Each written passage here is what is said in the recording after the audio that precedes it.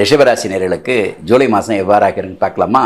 2ல் குரு இருக்கிறது விசேஷம், 11ல் சனி இருப்பது விசேஷம், அதில் மாற்றமே இல்லை. 10ல் பாம்பு இருப்பது விசேஷம். நல்லா இருக்கக்கூடிய இந்த ஜூலை மாதத்தில் மனமகிழ்ச்சியோடு சந்தோஷமாக கணவன் மனைவியோட ஒற்றுமையோட கல்வி பருவத்தில் இருக்கிற மாணவ மாணவருக்கு வேண்டிய அனைத்து விதமான முன்னேற்பாடுகள், அனைத்து விதமான முன் முயற்சிகளுக்கெல்லாம் பலன் தரக்கூடியதாக இந்த மாதம் அமையும். நல்லா நாம் எண்ணியபடி அடைவதற்கான உரிய மாதம் ஜூலை மாதம். அப்போ பொருளாதாரத்தில் எப்படி இருக்கும்? முன்ன இருக்குமா பின்ன இருக்குமா அப்படின்னா டெஃபினட்டாக பொருளாதாரம் நல்லா தான் இருக்கணும், அதில் மாற்றமே இல்லை. அப்போ எதிர்பார்க்கக்கூடிய முன்னேற்றமான மாதமாக தான் இது அமையுது. ஆரோக்கிய குறைபாடுகள் ஒன்றும் பிரச்சனை இல்லை. கொஞ்சம் கவனமாக நம்மளுடைய உடலை பேணி காக்க வேண்டிய அவசியம் இருக்குது.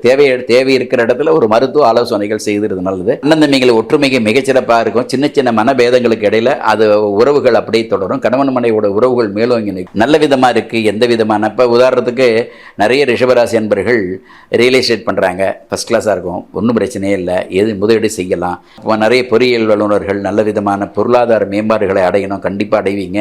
அதுமாரி வெளிநாட்டிலேருந்து இருக்கக்கூடிய நல்ல செய்திகள் வரும். கணவன் மனைவி உறவுகள் மேம்படக்கூடிய வாய்ப்புகள் இருக்குது. திருமணம் தடை உள்ளவர்கள் திருமணம் நடைபெறுவதற்கு வாய்ப்புகள் ஆனி மாதம் குறிப்பாக சிறப்பான மாதம், அதுதான் ஜூலை மாதம்.